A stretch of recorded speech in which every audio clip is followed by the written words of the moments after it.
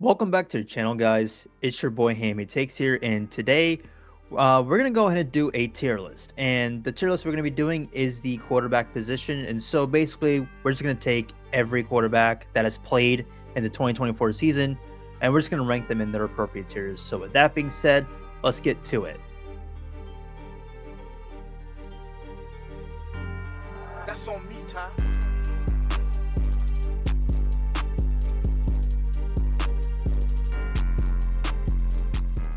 So NFL season's over, and now we got off-season content, and so pretty much given what we've seen from every quarterback this year, let's just go ahead and let's rank them on their respective tiers. So I'm going to have it shown right here. So the tiers that I have it broken down, I have several categories. You got a guy that's a tier of his own. He separates himself from the rest of the pack. You have the elite quarterbacks. That's the tier below him. Those are like the best of the best.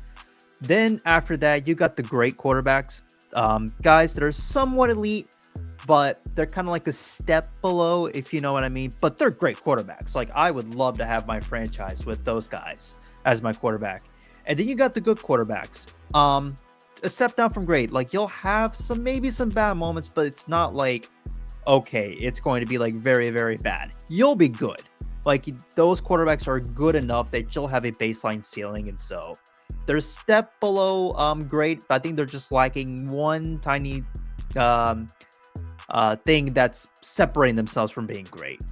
Then you got the above average guys that they'll do what you want them to do, and they can do it at a really high level. But then there's also some limitations that you'll see from them, and I just think that like a lot of it is just due to the fact that probably the team just does not ask them to do much, and that's about it. Then you got the average quarterbacks, pretty much, in other words, the mediocre quarterbacks. You got the guys that I'm not out on. I'm still a believer in them. So pretty much any quarterback that's in the rookie contract, or for some reason, if I feel like a quarterback's gotten an unfair shot, like, I'm gonna still believe on them regardless. And I think like they can pan out to what they become. The next tier is gonna be the rookie class. And I'm putting the rookie class like that's its own separate tier. And the reason why I did that is just because we've seen sophomore regressions happen.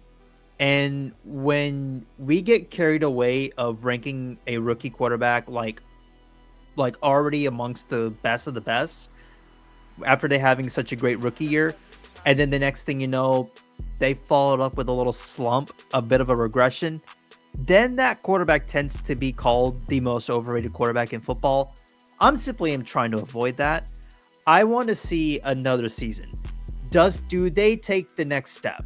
Because obviously your rookie year is you're getting comfortable in the NFL, and how do you adjust to the game, and how well do you progress? And that's what I'm looking for. And this rookie class, like, that's pretty much my expectation for every rookie quarterback. Just get comfortable in the NFL level and build your confidence. And then the following season, do you build upon that confidence? So that's what I'm pretty much looking for. Then the next year, I got the below average guys that are they're not terrible, but they're not ideal to be your starting quarterback at this point in time. Then there's guys that are difficult to rank. Those are just basically like how hard can I have a it's like how much of a hard time I have ranking this quarterback because of like an injury he suffered, or like there's moments where he's played good, but then he's got some bad moments, and whether that's due to injuries or not. And it's just some quarterbacks that I have a tough time with. So that's that. Then the next year, you got the backup level guys that are just backup quarterbacks. And then the last tier is the out of the league caliber. Like, actually, like, out of the league caliber. Guys that are, like, not NFL starting caliber quarterbacks. Or nor backup level. Like, that's how bad they are. So with that being said, let's just start right. Let's get to it. And let's just start this off by naming the guy that's in a tier of his own, it is going to be Patrick Mahomes. And I know the very first thing that people are going to do is jump into the comment section and talk about that Super Bowl performance that he just had against the Eagles. And yes, he did play bad. I understand Mahomes played bad, but he is the barometer for every quarterback in the National Football League now. He is the standard. So, and the fact that Mahomes is far ahead of his peers, like, that's why I have him in a tier of his own. And I get it that, like, Mahomes is, like, counting stats and whatnot. They've taken a decline since, like, during, like, the early days, and I understand that. And you can largely just believe of the high usage of two high safety coverage shells defenses that you see these days. And I think a lot of it has to do with that. And that's why, and that they prevent explosives. And the Chiefs offense, like in earlier days, in Mahomes' early days, like they were one of the most explosive offenses ever. And the two high safety shell coverage limits that. And so now you're seeing Mahomes play like this more of a careful, you know, dink and dunk type of quarterback play. And then it gets to like where it's somewhat boring. But then again, he plays it at a very high level, high floor, very high ceiling. And he separates himself amongst the others. So that's why Patrick Mahomes is in his own tier. The next tier we got is the elite tier. 3 quarterbacks fall into that category. They are Josh Allen, Lamar Jackson, and Joe Burrow. And the reason why I put them there is because these guys are MVP caliber quarterbacks.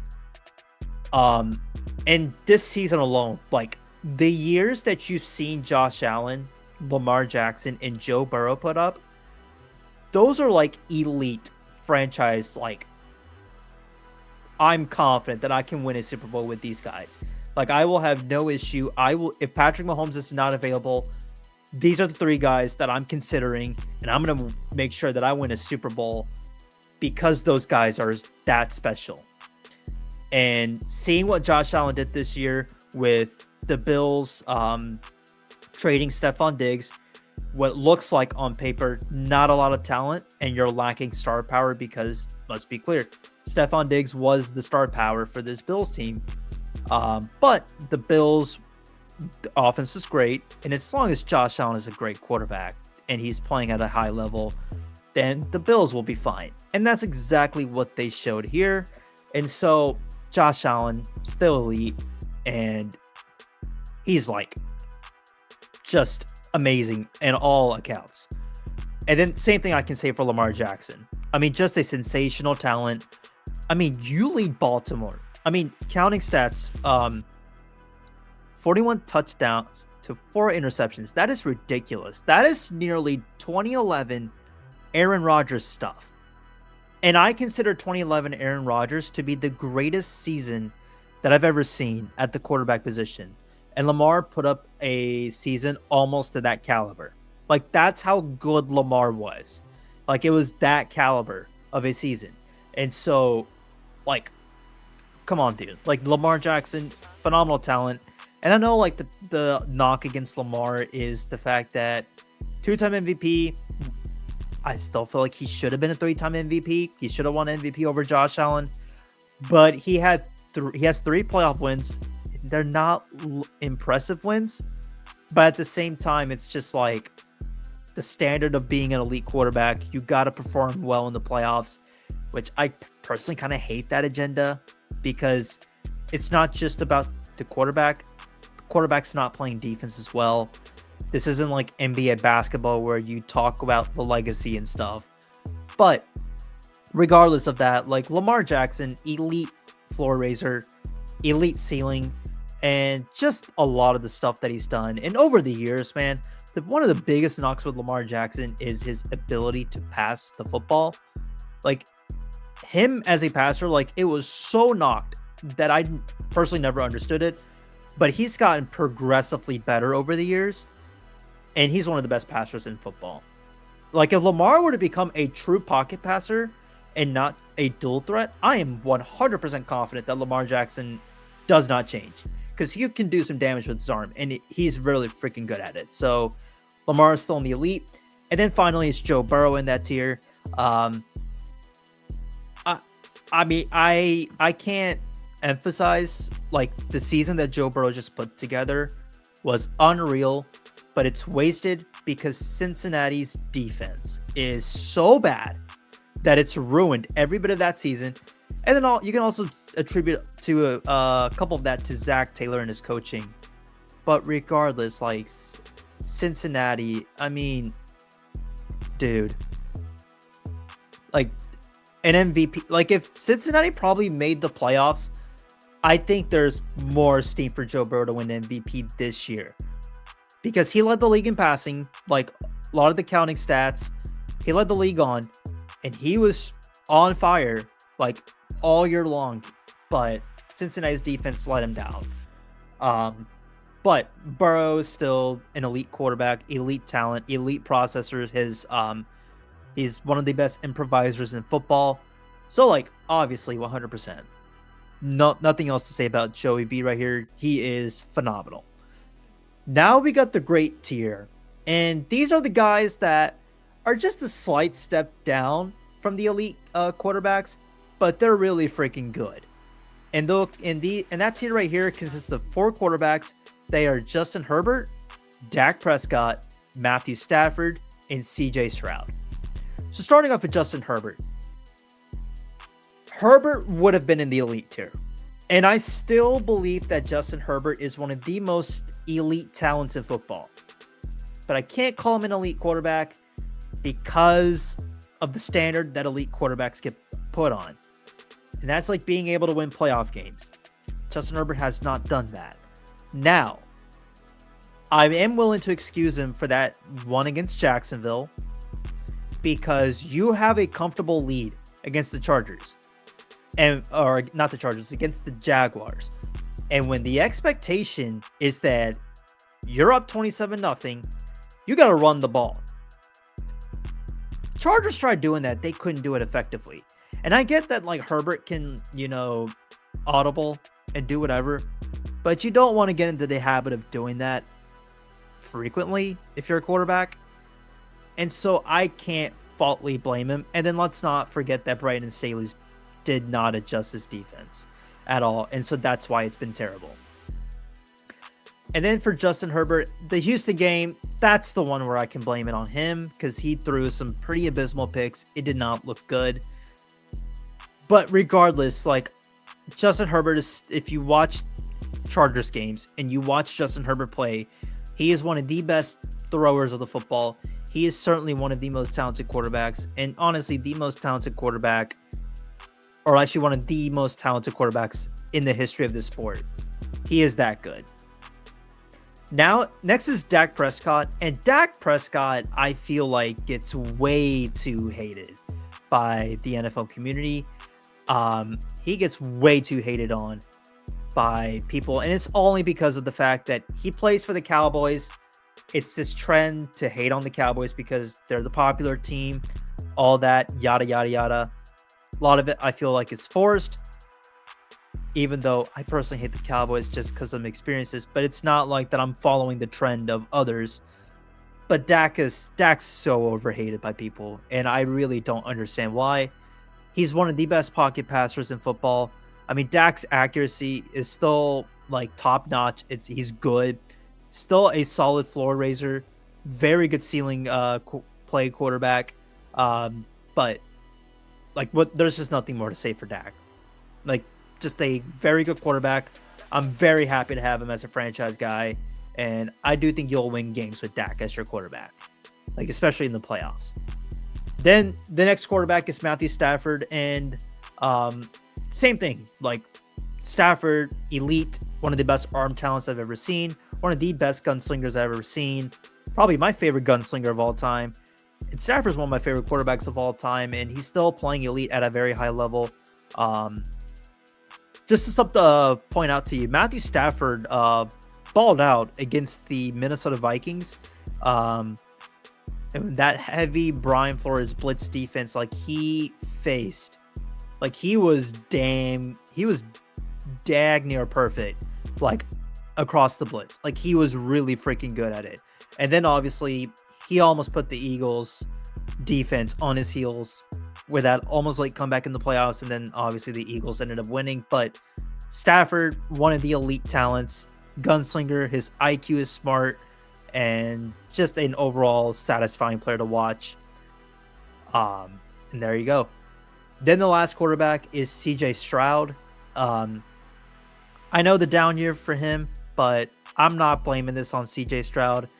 I feel like this is more on the Texans offensive line, and their play calling is just so bad. Thankfully, they fired both of their coaches, and now they're gonna replace them. But at the same time, like I'm not gonna blame CJ Stroud. I didn't see anything from CJ Stroud that's made me believe that he's no longer it. Like, he's still a great quarterback, and I'm confident that he's a franchise caliber guy. Like I said, O-line was incredibly bad. I mean, it means a lot when CJ Stroud is the most pressured quarterback in the entire National Football League. Then of course, bad stuff's gonna happen. But regardless, I just think that Stroud, there's nothing on film that's made me convinced that Stroud's no longer it. He's still great in my eyes. Then next up on to the following tier, we got the good quarterbacks. And that consists of 6 guys that I think are good quarterbacks. Actually 5. I miscounted. So we got Jordan Love, Baker Mayfield, Kyler Murray, Geno Smith, and Trevor Lawrence. So, Jordan Love, my quarterback. Let's keep it real with him. Yes, I do believe that Jordan Love had a down season, but I also believe that injuries played a major part of it. Jordan Love has admitted that he rushed through that injury so he can get back on, and he just did not feel 100%. And I could tell, by watching Jordan Love play, he really did not look 100% last year at all. And so because of that, obviously he kind of took a little downward trend. Now, the thing with Jordan Love is that, yes, this is his second year starting, but he's about to go into year 5 in the NFL. I mean, he was drafted the same year as Justin Herbert and Joe Burrow was. And so, but regardless, Love's good enough. He's got the tools that you want to be a franchise quarterback. I personally feel like Love's got some cleaning up to do. I'm not going to be the one that ranks him aggressively high like some of the guys will do. If I were to make an actual ranking, where I have him on the numbers side, I would say he's around my QB 12. So pretty much top 15 guy. But he's in that range. And I just feel like a lot of the stuff that you see from Jordan Love, the flashes you see of him being a franchise guy, and then also Jordan Love has this gunslinger type play style, which is a bit volatile. But at the same time, the highs are very, very good. They're amongst top-notch calibers. And Jordan Love's one of the best quarterbacks in the National Football League at avoiding pressures and sacks. So he can do that. The thing with Jordan Love, I just feel like he needs to clean up a bit, is his footwork. And honestly, that's what screws up his accuracy. So if that gets cleaned up, I think we're going to see Jordan Love a lot better. And I'm pretty confident that he can do that.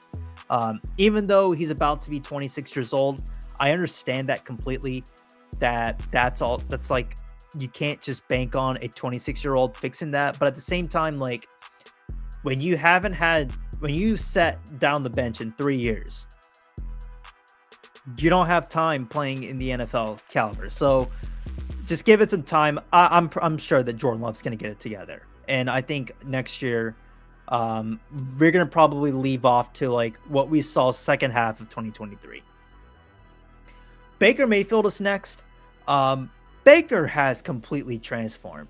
He has taken, I feel like, a notch above. Baker's awesome. And I thought that this year, Baker would kind of have a slight regression because Dave Canales being gone, and this could lead to Baker Mayfield having a down season.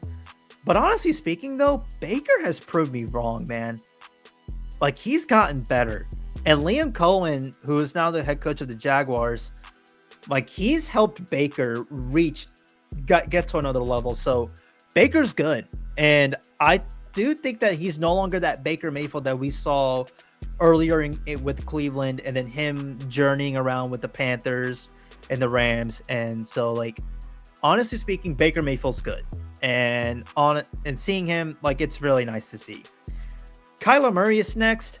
Kyler is the most inconsistent quarterback in the National Football League. I'm a big time fan of him because of like a lot of the highs that you see with him.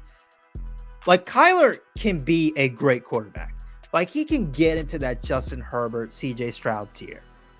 But the reason why I have him in the good tier is because Kyler Murray is like a little bit inconsistent. And that's my biggest knock with Kyler. And I think one thing with Kyler that I feel like kind of is a little concerning. Cliff Kingsbury was his head coach for all these years. He becomes the OC for the Commanders, and the whole knock with Cliff Kingsbury is that can he finish the season strong? Because he's not done that. Well, he hasn't done it with Kyler. He did just do it with Jayden Daniels. Now, I'm willing to believe that a lot of it was just the fact that he had to take on head coaching responsibilities, and that is a bit tough. But at the same time, like, Kyler Murray is still good. And so, like, I still have a hard time answering that. But at the same time, like, Kyler's, like, his highs are, like, amongst the best of the best. And so, but his lows can be pretty bad. And so that's why he's in this good tier, just because of the inconsistency he has. Pretty much this whole good tier, like, the highs are very good, but there are some inconsistencies in between. Geno Smith is next, and I feel like Geno is where I think a lot of people are going to have the most problems with where I have him. He's got some of the best accuracy and touch I've seen, like, today, right now in the NFL. And I understand that, like, Geno Smith, an average person will look at him and they'll be like, he doesn't seem good. And they're going to reflect on the days where he was a backup and whatnot, and before he became the starter in Seattle. Geno, I feel like, has improved, and I feel like a lot of it is just Seattle's offense. But I really do think that Geno delivers some of the best balls that you'll ever see, like right now in the NFL. And Geno's really good. Highs are really good for him. His lows can be detrimental, but at the same time, like, when he is consistently being one of the most accurate passers in football right now, like, that deserves a spot for you to be good. And Geno can be a ceiling raiser. Like, you can win games with Geno, and he can be the reason why you do it. Like, some of the stuff that he pulls out, it's great. So, I like it. I like Geno Smith. I'm pretty more optimistic on him, although I feel like he is a very polarizing figure. And then the next quarterback is Trevor Lawrence. He's also a very polarizing figure too. I honestly am starting to believe that Trevor Lawrence, the way that he's being talked about, is the most underrated quarterback in football. Because I don't think Trevor Lawrence is bad, by all means. Now, is he going to be that generational tag that he was touted to be back at Clemson? I don't think so. But at the same time, Trevor Lawrence is good. Like, his highs are really, really good. His lows can be pretty bad, but at the same time, like, I just feel like a lot of the Trevor Lawrence hate was the fact of the prospect hype that he was coming out. And we just have to accept the fact that he won't reach there, but that's not a bad thing for him, because for what he is as a quarterback, still one of the best accurate passers. He's still got one of the best balls you'll see. Like, Trevor is a very good passer, and I honestly do think, like, he is getting massively underrated right now by NFL fans. Moving on, the next tier, we have the above average guys, and I got two quarterbacks that fit this. And the first guy that I'm about to mention, my comment section is going to be barged by this man, and from a very specific fan base, but it is Jalen Hurts, and I got Brock Purdy. So Jalen Hurts. Let me preface this by saying that I am a Jalen Hurts fan. I love Jalen Hurts. If you guys have known my content for a long, long time, I've called his breakout year before the 2022, and it worked out, like, perfectly as much as you could think of. I'm a big time fan of him, and I am happy that Jalen Hurts has got a Super Bowl ring. He's one of the most humble people that you'll see, and he's great. The thing with Jalen Hurts and why I have him in the above average and why I'm not putting him in the good tier, Jalen Hurts, there's often times this year where Jalen Hurts has set the Eagles offense back. Like, there are moments where you look at the Eagles roster and you think on paper, like, this should be the most dominant team of all time. Their defense played great, but for some reason, their offense did not. Now, some of it can be on coaching. I will be no stranger to that. I do think Nick Sirianni can get some blame for that. But also, you look at Jalen Hurts, and then I see issues with him processing and where he's holding the ball a bit too long. And I'm like, dude, get the ball out. Like, you can do this. Like, I've seen you do it before. Why aren't you getting the ball out? And that's what I'm asking with Jalen Hurts. But regardless, like, Jalen Hurts is a fantastic game manager. He'll manage the game very perfectly. He won't, like, absolutely be, like, cost your team the win or anything. He's not going to do that. But at the same time, it's just these small details that I look at Hurts, and it's like, his lows can be pretty bad. But at the same time, it's still good. So, like, I'm a bit more on the optimistic side with Jalen Hurts, because when anyone talks about Jalen Hurts, like, you would think that he's worse than a guy like a Russell Wilson, and I'm like, no, he's not. Like, he's way better than that. Like, he's inching closer to being the good tier. Like, I just think, like, what Hurts does, he's got one of the best goal balls you'll see, but not mentioning the fact that Hurts, he's a one run type quarterback. That's what he is. He makes his first read. If he doesn't like it, he'll run. But when you take the running part aspect away from him, he's like this robust quarterback. And by the way, shout out to my boy No Huddle NFL for that exact description of Jalen Hurts, because I got that from him. But that's Jalen Hurts. Regardless, though, he's still a good quarter. Like, he's still an above average. He's a fine quarterback. He can be good, but there's just moments where you see him and it's just like, Hurts, I think you can play a lot better than this. And that's what I get out of him. Brock Purdy, same thing, above average starter. Very good still. Like him and Hurts are very similar to me. Purdy, like, there will be some moments where Purdy's going to hold the ball too long, and then I'm just like, dude, you can get the ball out. But at the same time, Purdy is a high-end game manager, and he won't be the reason why you'll lose, but he just won't be the reason why you win. But he's going to manage the game to where he will not become an absolute detriment.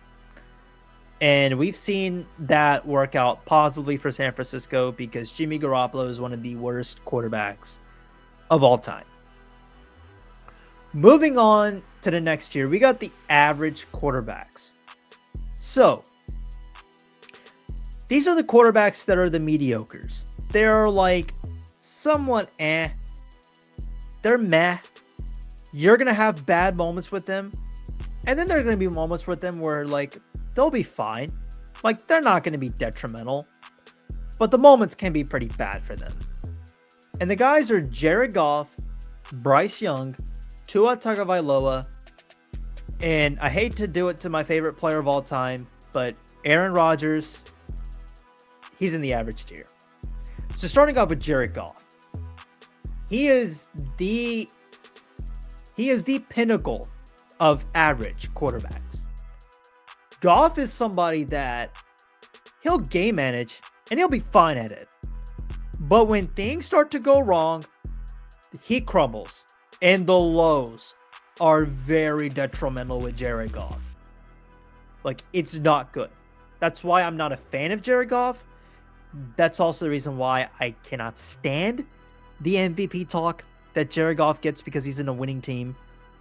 But the lows are so bad with Jared Goff that he plays like a bottom 5 starter in the NFL when things start to go wrong.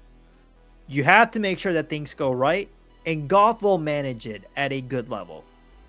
He's got to make sure that things do not go bad. And that's the issue with Jared Goff. Bryce Young, I think, can jump up a tier and get in the above average. He started out the year like absolutely being the worst quarterback in football. And then once he gets back from being benched, Bryce Young's played some really good football and he's looked like a complete improved self. He's playing with confidence. You love to see that happen. And Dave Canales is doing his magic. So if Bryce Young can continue this, he's going to jump a tier and maybe tier 2. So it's just really like Bryce just being inconsistent this year just because he started out being bad. And then now, like once he's back from the bench and he's playing again, playing really good quarterback. So I'm happy for Bryce Young. And I really do hope that he continues this upward trajectory that he's on. Tua Tagovailoa is the next guy. And it's the same thing with Jared Goff. The only problem is that Tua does have a weaker arm, even in the wintertime, and it shows. But regardless, like, Tua and Goff, like, they're so similar. Tua's a little bit more accurate than Jared Goff is, but in terms of, like, managing the game and then, like, their lows being pretty bad for them, like, that's where I got them, like, in the same tier. And then the next guy is Aaron Rodgers, and this is just Aaron Rodgers getting old. He's losing his juice that's made him special. That's pretty much what this is. And Aaron Rodgers has just become an average quarterback now. Because the bads for Aaron Rodgers, they're really bad. But then you're also going to have the goods of Aaron Rodgers. I just feel like a lot of the touch where he had with the accuracy that's made him special, that's gone. Like, he no longer has it. And I just feel like he's just getting closer and closer to retirement. So that's my thing with Aaron Rodgers. The next tier is the guy that I'm not out on and I'm still a believer in. It's only one quarterback. That is Anthony Richardson. And I understand that, like, Richardson had a down year and he disappointed because we all were kind of expecting that he would have a breakout. He would continue this upward trajectory because when we saw him his rookie year before he got hurt, Richardson was actually playing very solid football. Like, he was playing good. He was not bad or anything. But this year, it was kind of bad. And that's just more of Anthony Richardson not having a lot of experience. Like, he played 13 games before coming into the NFL. And that's combined. That's college games. So, like, understandable, dude. Like, the lack of experience you had really wasn't there. And then his rookie year, played 4 games and was unfortunately ruled out for the year. So, like, literally before the year started, this was technically like his rookie year in a sense. And you saw the issues with Richardson with his accuracy and that stuff, which that was a thing in college. And glad that was going to be an issue. But I'm pretty confident that Richardson's going to work it out this time. He's meeting with Josh Allen's biometrics coach, the one that's helped Josh Allen fix his mechanics. He's become a more accurate passer than he was in years past. And Josh Allen's played better. Richardson's going to be working out with that exact same guy. So I'm kind of hoping that this works out for him because the ceiling for Richardson is sky high. Anthony Richardson's ceiling is amongst the great quarterbacks. Like, that's how good he can be. So I'm not out on him. I'm a believer in him. It's just wait and see how it goes with him. That's all it is. Then the next tier is the rookie class. And obviously that's Jane Daniels, Caleb Williams, Drake May, Bo Nix, Spencer Rattler. And the only reason why I grouped them here is just because of what I said earlier in the video. And that's just, I don't want these guys could be victim of sophomore regression, and that is not going to be a good thing. Because what I want to see is, do they continue that level of play, and are they on an upward trajectory? Jane Daniels, unreal rookie year. One might argue that he had the greatest rookie year of all time at the quarterback position because of where he finished, where the Commanders finished the season at. Just a phenomenal season. And Daniels wasn't a rookie. Like, he's in the great tier. Like, he's in the same tier as Herbert, Dak, Stafford, and Stroud.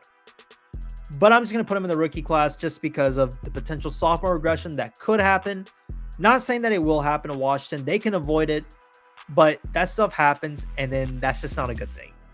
Caleb Williams, I think he's also getting underrated a bit. It was not a bad rookie year by him, and I get it. Like, I'm a Packers fan. He's a Bears quarterback. Like, why is a Packers fan debating a Bears quarterback? I can't be biased. Like, that's not what I am doing. And so I'm going to be utmost honest with that one and just tell you that Caleb Williams has been good this year. Like, nothing that I've seen has gotten me convinced that Caleb's no longer that guy. I just felt like coaching was just a complete malpractice in Chicago. Let's see if they get it together with Ben Johnson, but I do expect better days ahead for Caleb Williams. Like, he still showed the stuff that he was so famously good for at USC.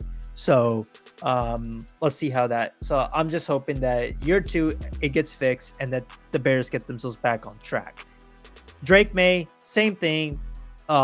Very good rookie year from him. And I'm just hoping that he continues this upward stride because I'm very high on Drake May. Just given like how good and what his talent level is. Bo Nix surprised me, and I'm actually very happy that he did. Like, I thought Nix would be like solid, but he performed better than that. He was good. And I understand that like some of the metrics against like certain defenses like Nix is bad at. But for a guy that Sean Payton looks for in a quarterback and how he wants his offense to be executed, Bo Nix did a phenomenal job in that aspect. And so that's that. And then obviously Spencer Rattler's there. Honestly, I could probably just put Spencer Rattler in the backup level, but since he's a rookie, I'm going to be fair and I'll just leave him at that. Then you got the below average quarterbacks. These are the guys that are a step below the averages, but their lows are like brutal. And that's Russell Wilson, Sam Darnold, Derek Carr, and Justin Fields. Russell Wilson, it's just the fact that the playmaking juice that Russell Wilson used to have in Seattle, that's gone. He's no longer that quarterback. Sam Darnold, he was solid this year and he was good, but the way he ended the season, it was so bad. Like, holding the ball too long. He was taking sacks where he shouldn't have. He was struggling against pressure. I mean, we were like, this was going back to the Sam Darnold of the old that we all knew that he was. And that was one of the worst quarterbacks in football. So that's why I have Sam Darnold on the below average. Derek Carr, same thing. Good character. I love Derek Carr. I really would like to root for him, but I just think his days of being like a above average quarterback are no longer there. Like, it's just downwards there from Derek Carr. And then Justin Fields, he has just become a liability, as a passer. Like, having his tendency of holding the ball too long, not trusting his progressions. Like, that's the thing with Fields, and that's why he got shipped out of Chicago. But at the same time, like, I just don't know about Fields. Is he going to be what we thought he could be? It's not happening. But we would all like to believe in that. So that's with Justin Fields. Then the next tier, it's the difficult guys to rank. That is Kirk Cousins. And the only reason why I put Kirk Cousins there is because of the fact that Kirk Cousins, he started the season kind of looking really bad. Now, I was giving him a pass because it was the Achilles tear that he had. And that was on his plant leg where momentum gets generated.